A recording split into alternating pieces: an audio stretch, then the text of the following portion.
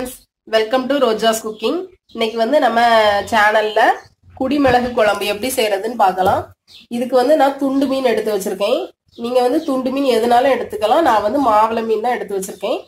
அதுக்கப்புறமா இதை வந்து நம்ம கருவாடு வச்சும் செய்யலாம். அதுக்கப்புறமா நம்ம வந்து இதுக்கு மசாலா அரைக்கலாம். மசாலாவுக்கு வந்து நான் ஒரு மிக்சர் ஜார்ல ஒரு அரை மூடி தேங்காய் வந்து கட் பண்ணி வச்சிருக்கேன். அதை வந்து நான் இதுல சேர்த்துக்கிறேன். அதுக்கப்புறமா ஒரு 3 ஸ்பூன் கடுகு, இது வந்து ஒரு 25 கிராம் வரும். அந்த கடுகு நான் இதுல சேர்த்துக்கிறேன். அதுக்கப்புறமா 1 ஸ்பூன் மல்லித்தூள், அதை சேர்த்துக்கலாம். அதுக்கப்புறமா ஒரு 7 சின்ன வெங்காயம் போல எடுத்து வச்சிருக்கேன், அதையும் சேர்த்துக்கிறேன். அதுக்கப்புறம் ஒரு டீஸ்பூன் போல ஓமம் சேர்த்துக்கலாம். அப்புறம் ஒரு டேபிள் ஸ்பூன் நல்ல மிளகு, ஒரு 4 துண்டு சுக்கு எடுத்து வச்சிருக்கேன், அதையும் சேர்த்துக்கிறேன்.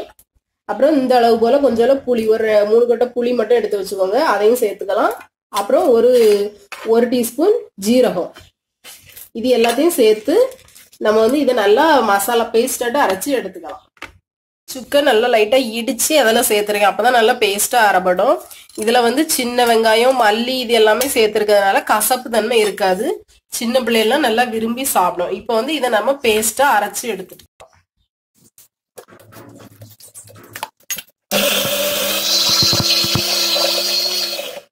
மசாலாவெல்லாம் நல்லா அரைச்சி பேஸ்டாட்டு அரைச்சி எடுத்தாச்சு. இந்த அளவுக்கு அரைச்சி எடுத்துக்கோங்க.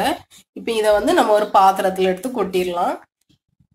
மசாலா சேர்த்ததுக்கு அப்புறமா நம்ம வந்து அந்த ஜாரில் இருக்கக்கூடிய அந்த பேஸ்ட் ஒட்டிகிட்டு இருக்கும்ல, அதெல்லாம் கொஞ்சம் தண்ணி ஊற்றி லைட்டாக அலசி நான் அதையும் இதில் சேர்த்துக்கிறேன். அதுக்கப்புறமா இதில் வந்து ஒரு அரை டீஸ்பூன் போல் மஞ்சள்தூள் சேர்த்துக்கலாம். அதுக்கப்புறமா கொஞ்சம் ஒரு டீஸ்பூன் போல் காயத்தூள், பெருங்காயத்தூள் சேர்த்துக்கலாம்.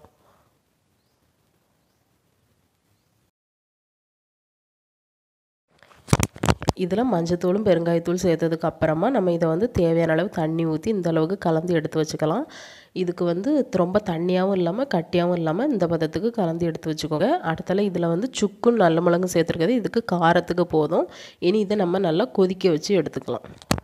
இப்போ நம்ம சேர்த்த மசாலா குழம்பு எல்லாமே நல்லா கொதிச்சாச்சு. நம்ம இதில் வந்து மீன் எடுத்து வச்சிருந்த மீனை வந்து சேர்த்துக்கலாம்.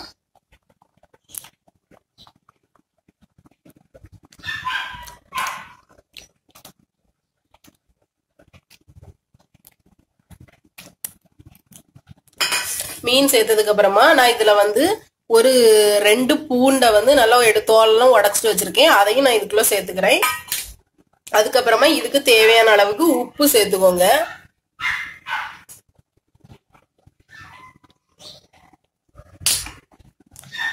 அதுக்கப்புறமா ஒரு 2 ஸ்பூன் போல நல்லெண்ணெய் சேர்த்துக்கலாம். இது வந்து நம்ம தாளிக்க போறது இல்ல, ஆனா குழம்புல வந்து ஒரு 2 ஸ்பூன் போல நல்லெண்ணெய் சேர்த்துக்கோங்க.